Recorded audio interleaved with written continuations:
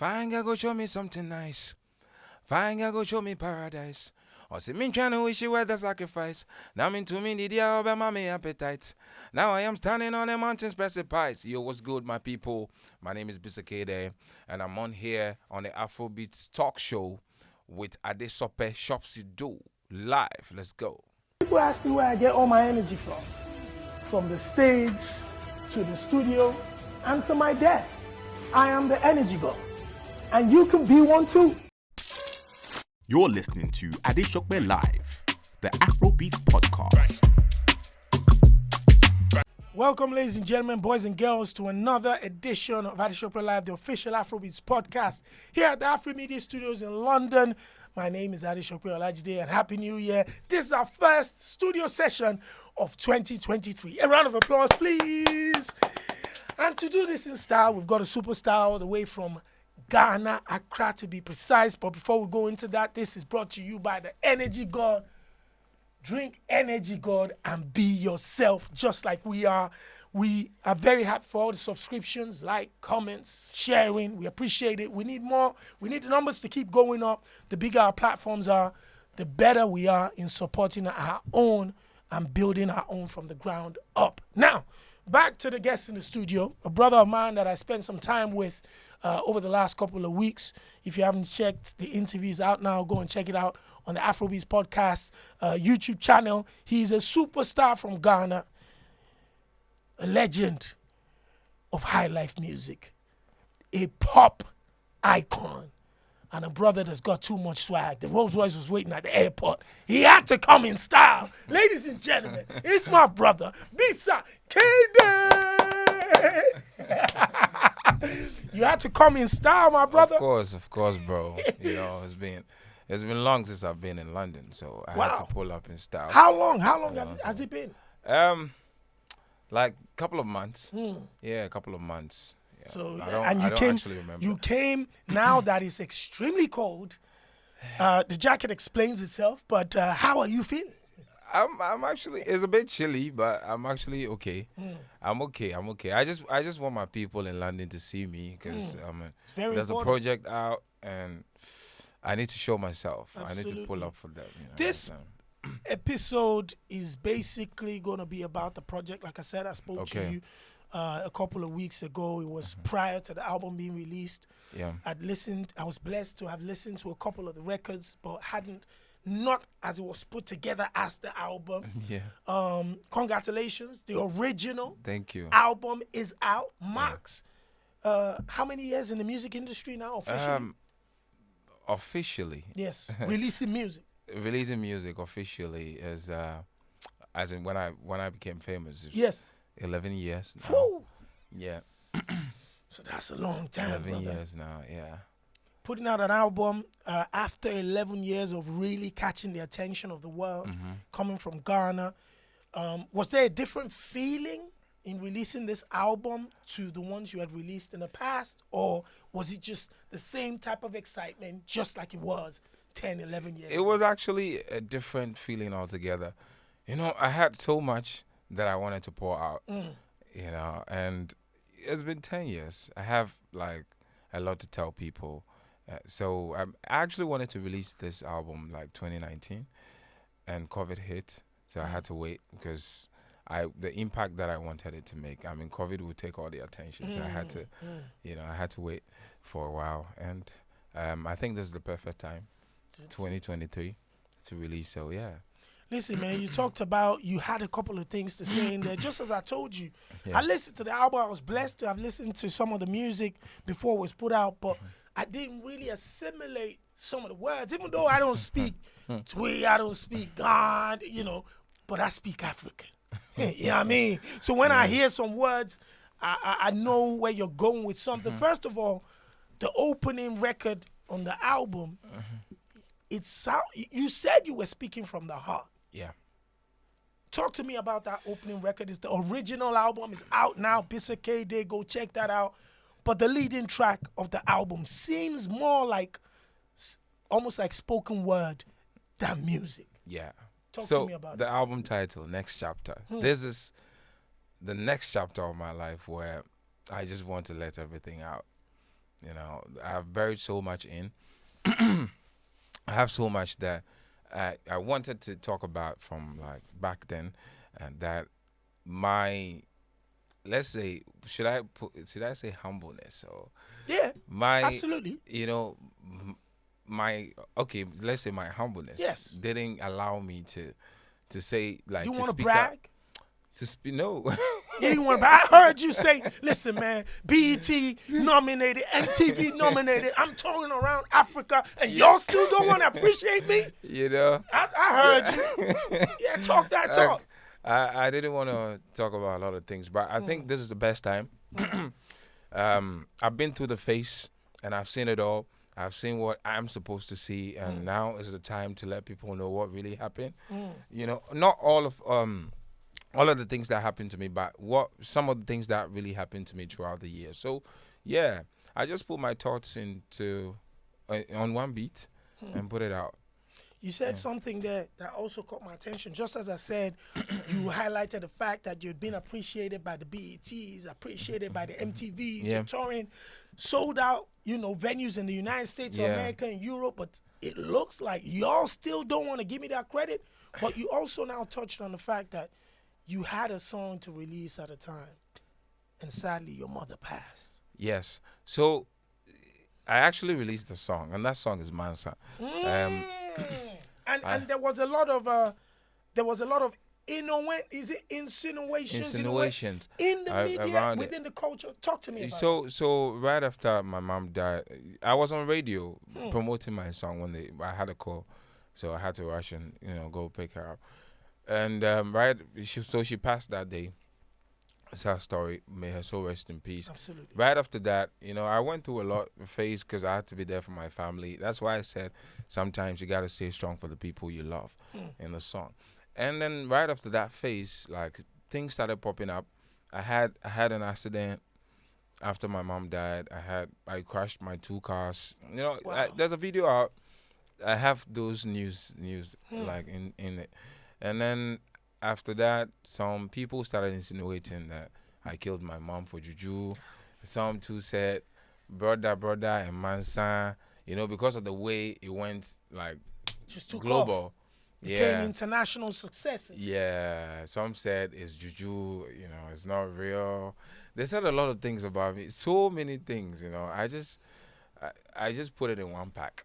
What is that like for a musician, a creative who's trying to do so well, to be watching the world say things that were absolutely false, but you couldn't come out to defend yourself because you didn't want to stoke the fire? Or why didn't you speak then? Yeah, so it was very heartbreaking and sad, and I'm somebody that have already been through that hustling phase already. So You've already built a name. you understand? So I'm not new to the game. I'm not. Thank you. I'm not new to what people are going to say because, like, over the past, like in my past, before becoming Bisa Kdei or like famous, I had like I've been through like phases in life. So it doesn't, even though it's sad, and even though I didn't want my family to see that, because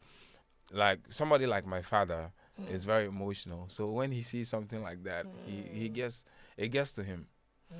So I didn't want to like my family to see You that. knew how So to deal with yes. fame, but they're not the so famous I was trying to cover up the news, but then it kept escalating.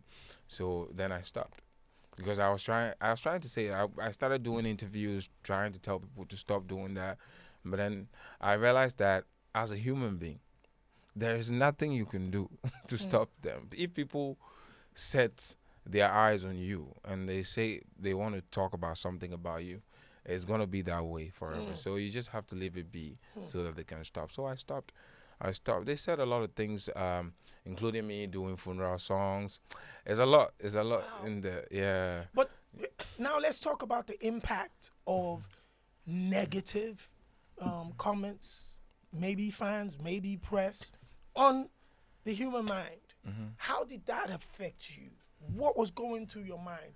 Did that affect your creation in the sense that did you change course to say, I don't want to make this type of music before people start saying I'm making funeral music again. Maybe I should do something. How did it impact you? It actually didn't change anything. All right. Because I know my people. So, yo, my brother. That's my people too, man. I know my people. I yeah. know. You know our Yeah, Africans, the way we deal with things. So it didn't change anything. You know, like when you make music and you're getting love from outside.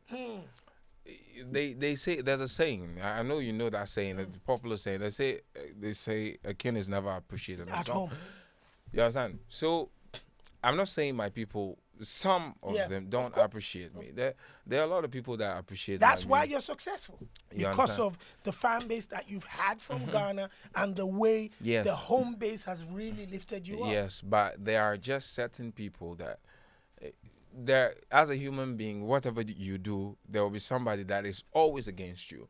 You know, like sometimes when you watch YouTube and then you see you have a song that you know the song is the best. Everybody is talking about it, and then you go on the dislike button, And there's and then there are 3-4 people you know, that have decided and that they want to. you don't even understand. You know, sometimes even when I listen to gospel music, like I watch gospel music on YouTube, and like you see 1,000 dislikes, 2,000 dislikes. I'm like, so what's They don't want nothing to do with God. Yeah, you understand. So it's just like that. That's how I think we're being created.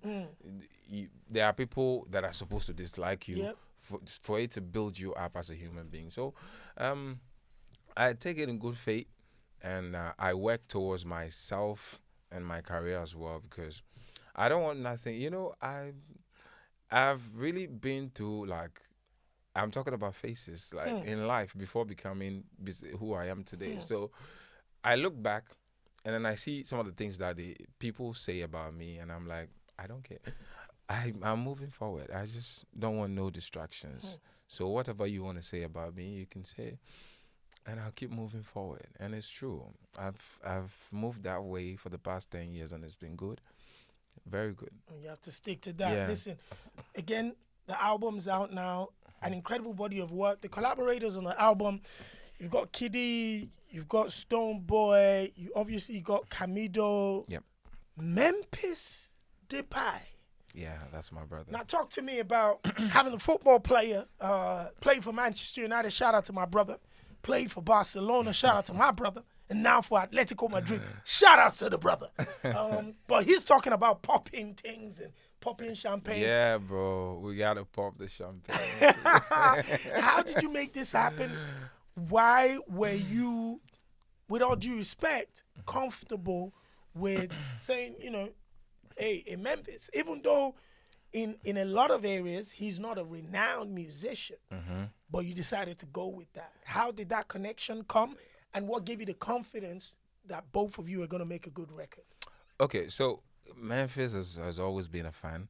You know, he told me personally he's been a fan from day one, from Azonto Ghost time. So That's amazing. yeah, he's been listening He's to. up on game. He's been listening to Bisa Kdei for a while. So he one time we just connected through somebody. We just connected, and that was it. He came to Ghana. He came to do his charity event, and I was there with him. We had a very great time with the kids, and then we connected well, and then we started talking about music, and then he put me on his album. Wow. So I'm on his album. Then the Heavy Stepper album, I'm on it.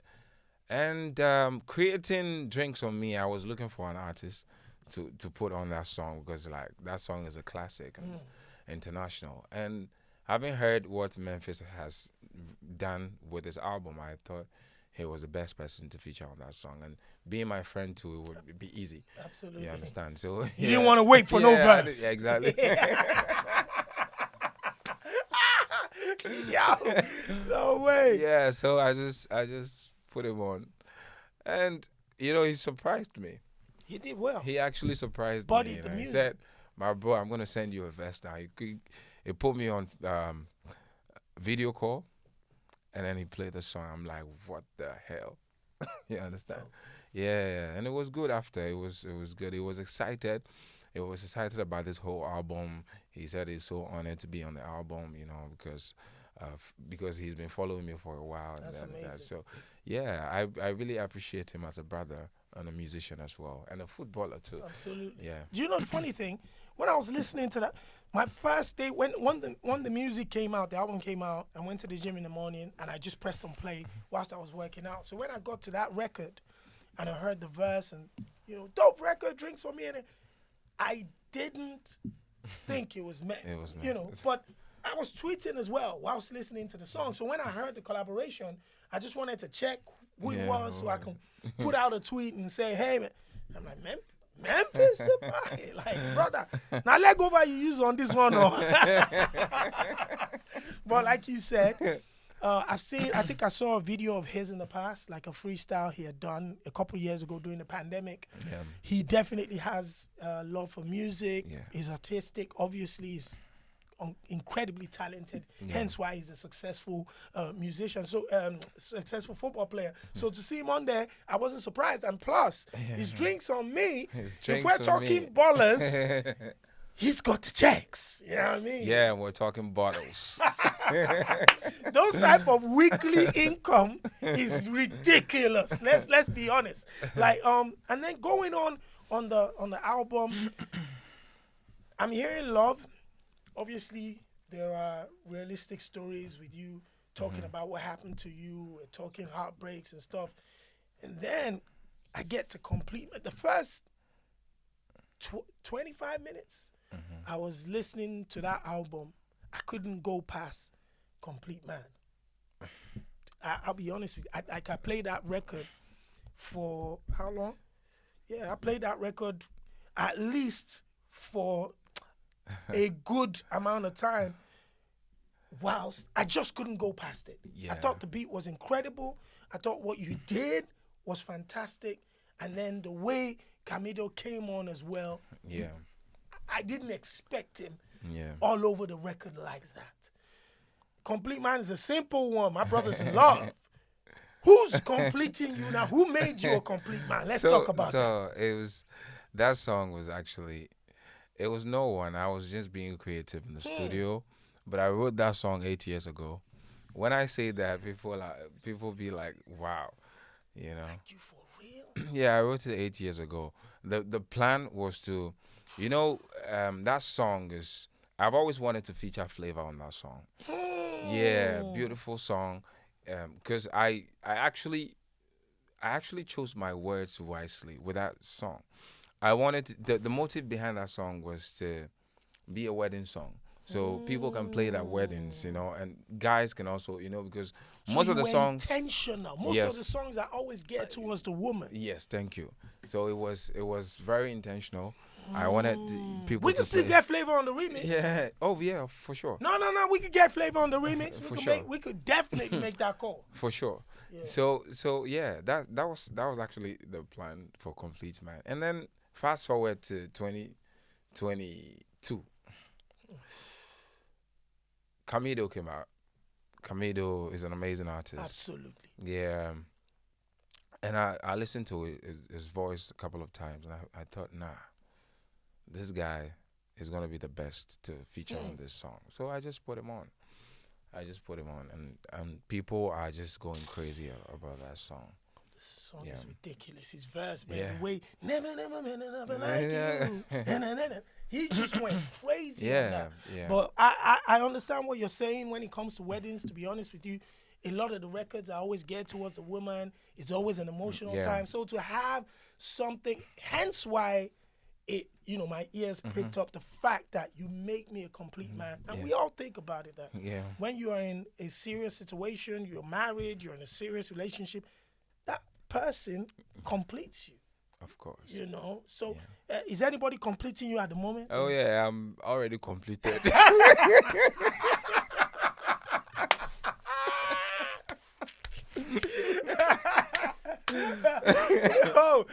Yo, bruh, listen, don't get me in no trouble. I'm already complete. You heard? He's already even though he's not going to mention it again, you know who you are. Now, knows it. exactly. Yeah. Now, going down on the album, you know, like I said, just the sound, the blend of high life, and kind of new Afrobeats and Afro pop.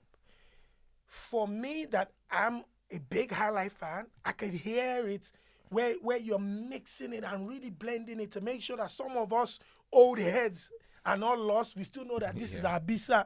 And then the new kind of young Afro pop fans can listen to the records and be like, I like this sound. Was that an intentional move? And why did you do it so almost scientifically? It was it is very intentional. Yeah. The reason is, let me take you back to Mansa and Brother. I wanted to make a typical high life. First time when I produced that beat, I produced Mansa, and I wanted to Mansa and Brother. I produced them myself. Publishing checks. My brother came correctly. Listen, the money is low. Oh, my taste. So I wanted to. I made it very typical. Like it was Mansa was a very typical high life, like with some the progression, claves, yep. and then you hear the reed guitars and like reed organs and Yep. that. But then I thought about the young ones and I said, no, I need to make it a bit hotter because That's amazing, man. I need everybody to love the record. Yeah, and I always had, like, that's how I record actually. Like when I'm recording, I think of myself standing on stage while And people how are people singing. are reacting. You understand? Fantastic. That's how I write my songs. So that was what I was picturing. And there is this trend in Ghana every time. I know Accra is changed, but whenever it gets to Christmas, people go to their families, their hometowns to see their families. So like with Mansa, I was talking about going to my hometown to spend 3 days, and when I go and there's love and happiness, I don't know when I'm gonna come. So I thought that vibe, people would just Take it home. You understand? They would take it. So with this project as well, that's what I did. I wanted to have a blend of the like old vibe and a new vibe, so people can actually love it. The system has changed. Absolutely. And Absolutely. right now, even high life is being categorized as Afrobeats. So Yeah. you understand? I know. Yeah. So you need to do something to get the attention of people, and I think this album is amazing. You hear most of the high life elements in it, even though I have some hip hop, I have some amapiano, I have other genres on there. You hear all the elements of high life in there. Absolutely. Yeah. What's your own producer tag? I wanted to be sure when I hear, a beat that's produced by Bisa. What should we listen to know this is Bisa's production? So I don't really have a slogan. Ah, I don't at all. wow. But I don't think there's something. It's just the high life. It's just a highlight. The high So life are you elements. producing for other artists at the Oh moment? yeah, I do. I've produced for a lot of people. I've produced for a lot of people. But most of the hit songs that people know that I produced as Pimpina, One of Your Own, If Yes, One of Your Own. I produced that. I produced Bisa Kdei's Chingam. I produced it. Oh, you produced Chingam? Yeah, I did. I did. Hard one. Yeah, we need you on Bisa Kdei Yeah. on something new. Yeah. I'm on this. Because Chingam's crazy. Is it Black Love? Yeah, I'm on this Black Black Love. Love. No, Black Love album is crazy. That's one of my favorites. But Bidoba, yeah. but this new album by Bisa Kdei is also. Speaking about Bisa Kdei, I saw a little video where the brother Samini wasn't too happy about delays in getting verses back from Sark, and Sark went on radio to address that. But I wanted to ask you as a musician, when people ask you for collaborations or you ask others for collaborations, do you set time limits to it? Are there expectations that, yo, I need this turned around ASAP? Or it's like, just take your time, do when you want to do. What is? I'm going to tell you a story. And this is just about Mansa. Yeah. There is a way where, how do I even put Everybody works. it? Yes. So after I produced Mansa, Yep. there were people that I wanted to feature on that song. Chai. So first, I can only mention one person first because he's no more. May his soul rest in peace. I went to A.B. Crenso, our legend, and I mean conversations didn't go as planned. So I couldn't get him on it. After, I went to somebody else to feature. The song was there for 2 years. I was chasing the artist for 2 years. It couldn't happen. And then I took the song to another person. And then there was another 1 year. 1 year before I decided to do it yourself. I want to do it myself because I can't wait. You understand? And both artists, they're around right now. Oh yeah, of and course. They see what's going on with Mansa right now. With the Netflix money, they see all that. Oh, of course. See, so I've been involved in a couple stuff like that. You don't hold it against anybody anyway. I'm not the type that hold anything against anybody. And then number two, I'm not the type that will come and sit outside and talk about something because I don't know what you're going through. Facts. That's what I say all the time. You don't know what somebody is going through. I agree. Maybe they are not feeling the song. Absolutely. But what I say all the time is sometimes it's always better to say, "Oh my bro," it's really important. Yeah. So me, when these things happen, I don't really talk about it unless the person comes out to say something. Then you're gonna hear. Can respond. I will respond to you correctly. You understand? So, it's when it comes to these kind of things, it gets very emotional sometimes. Because your own music is your baby. Yes. And if you feel if someone walks into the room to tell you got ugly baby, you're not gonna like it. Yeah. So, yeah. But one thing that I do is if I come to you for a feature and you're delaying, I'll move on to the next person. Yeah, because I'm sure there's somebody that sounds perfect like you. So I'll move on to the next person. I think I did this with this album even. This new album. I was looking for like a lot of people to put on the album, and it was part of the reasons why the album delayed. You understand? Because I've been working on it for a long time, even more than the 4 years, like some of the songs. But it was part of the reasons why the album delayed. But I don't hold it against anybody because it's just work. It's business. And you can't, in this business, there are no permanent enemies in the music industry. Yeah. We move on. We might still break bread another time. Yeah. So I think sometimes that's what I said. Sometimes you just got to let it out. For people to know that this is it, so that you don't hold grudges against some people. So absolutely. It's good. I understand some meaning. Absolutely. And it's beautiful that Bisa Kdei also took the time out to respond. Yeah. Listen, again, this is about the brand new album. Go check it out. My brother, Bisa Kdei, is in the building. I had a conversation with him a couple of weeks ago, so we're just chopping it up. Finally, before we wrap up, I want to talk about Stonebwoy's verse. Yeah. What? Like, who pissed him off? He looked like Stonebwoy said, "This record, I'm going to show you how high life and how dancehall I am in one go." Looks that like was crazy. You were in the studio. That's exactly what happened. Ow. That's exactly what happened in the studio. So I was playing different records to him, like so many songs. He was listening to like the songs and he said, "This is my style." And then we'll move on to another one. And then he said, "Okay, play another one." And then I played Party and he's like, "Nah, bro, let's do this. This is the song. I want to do something different." And he killed it. He was crazy on that. He didn't even take that much of a time. He just killed it in the studio. I was like, wow. It was very playful. It was very playful on the beat. And it was quick. And we could hear it. Hence why it came out the way it did. Yeah. Listen, congratulations on this album. I know you have the London listening. You have performances. You said you were supposed to have a London show last year, but you're moving everything to 2023. Yeah. So we're going to be checking out your social media and websites to make sure we catch the new information. If you haven't seen one of the most incredible performers on stage, definitely one of the most fantastic icons when it comes to African pop music. Ladies and gentlemen, is my superstar guest all the way from Ghana. Give it up for the incredible Bisa Kdei. Right. Right. Right. Resume got that song.